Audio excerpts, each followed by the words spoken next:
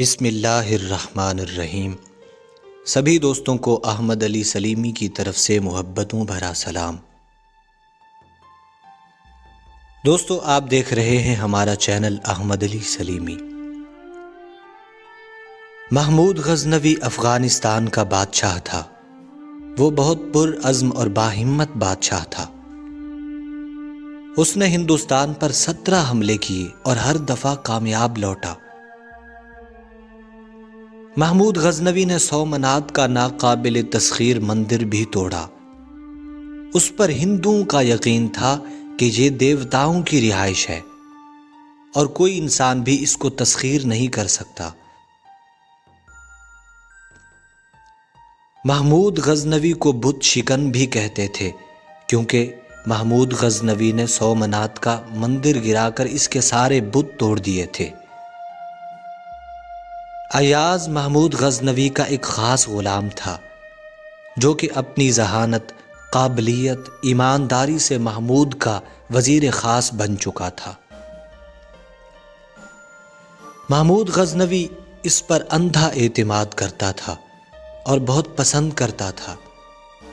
محمود کے باقی وزیر اور امراء ایاز سے جلتے رہتے تھے اور ہمیشہ اس کی برائیاں اور خامیاں ڈھونڈنے کے لیے کوشاں رہتے تھے۔ لیکن ایاز نے ہر موقع پر خود کو اس عزت اور اعتماد کا اہل ثابت کیا جو بادشاہ نے اسے دی تھی۔ ایک دفعہ محمود کے تمام وزراء نے مل کر ایاز کی غیر موجودگی میں یہ شکایت کی کہ ایاز ایک غلام ہے اور باقی تمام وزراء بڑے خاندانوں اور نام و نسب سے تعلق رکھتے ہیں۔ ایک غلام کی اتنی قدردانی اور اس کو دربار میں اتنی عزت دینے سے ان کو اپنی ہتک محسوس ہوتی ہے۔ ایک غلام کو اس قابل نہیں بنایا جاتا۔ تو محمود غزنوی نے کہا، ٹھیک ہے، میں دیکھتا ہوں۔ اگلے دن دربار میں محمود غزنوی نے ایک بہت قیمتی ہیرا شاہی خزانے سے منگوایا اور ساتھ ہی ایک ہتھوڑا بھی۔ محمود غزنوی نے اپنے ایک عالی نسب وزیر کو بلایا اور کہا، میں تمہیں حکم دیتا ہوں کہ اس کو توڑ دو۔ وزیر نے اپنے آپ کو عقل مند ثابت کرنے کی کوشش میں کہا، بادشاہ سلامت، یہ ایک قیمتی ہیرا ہے اور یہ ہیرا ریاست کی امانت ہے، اس کے ٹوٹنے سے نقصان ہوگا، اس لیے میرے خیال میں بادشاہ سلامت اپنے فیصلے میں نظر ثانی فرما لیں۔ محمود نے کہا، ٹھیک ہے۔ محمود غزنوی نے ایک اور وزیر کو بلا کر یہی حکم دیا۔ اس نے بھی اسی قسم کی کوئی وجہ بیان کی اور خود کو بادشاہ اور قوم کے نقصان بچانے کے لیے عقل مند ثابت کیا۔ محمود غزنوی نے ایک ایک کر کے تمام وزراء کو بلایا اور وہی حکم دہرایا،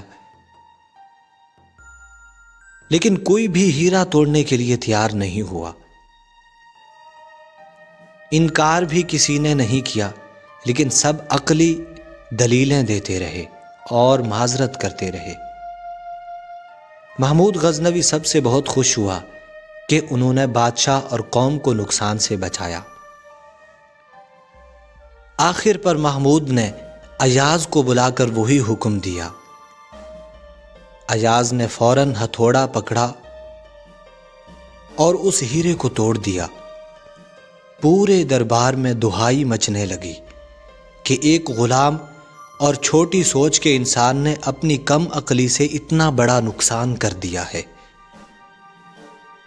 اس کو کڑی سے کڑی سزا دینی چاہیے۔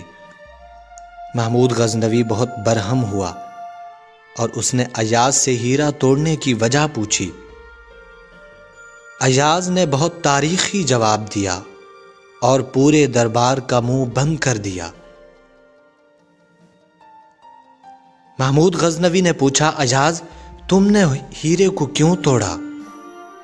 ایاز نے کہا، بادشاہ سلامت، میرے لیے آپ کا حکم اس ہیرے سے بہت قیمتی تھا۔